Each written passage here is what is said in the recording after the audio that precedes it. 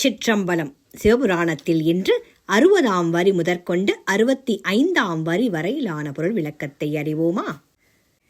ஞாயிற்கடையாய் கிடந்த அடியேற்கு தாயிற் சிறந்த தயாவான தத்துவனி, மாசற்ற சோதி மலர்ந்த மலர்ச்சுடரே, தேசனே தேனார் அமுதே சிவபுரணி, பாசமாம் பற்றறுத்துப் பாரிக்கும் ஆரியனி, நேச அருள் புரிந்து நெஞ்சில் வஞ்சம் கெட என்று முடிகிற இப்பாடலின் பொருள்: நாயினும் கிடையாய் நாயிற்கும் கீழாக இருக்கும் இந்த அடியேற்கு தாயிற்கும் மேலான அன்பை காட்டிய தத்துவ வித்தகனே, குற்றங்கள் அற்ற சோதி வடிவானவனே, மலர்ந்த சோதிச் சுடரானவனே, தேசனே தேசு என்றால் ஒளி, ஒளி வடிவானவனே, தேன் போல தித்திக்கும் எம் இறைவா சிவபுரத்தில் வசிப்பவனே, நேச அருள் புரிந்து அன்பின் முதிர்ச்சியால் ஏற்பட்ட நேசம் கொண்டு தனக்கு வலிய வந்து அருள் புரிந்து தன் உள்ளத்தில் இருக்கும் வஞ்சங்கள் கெட்டு ஒழிப்பவனே என்கிறார் மணிவாசகப் பெருமான்.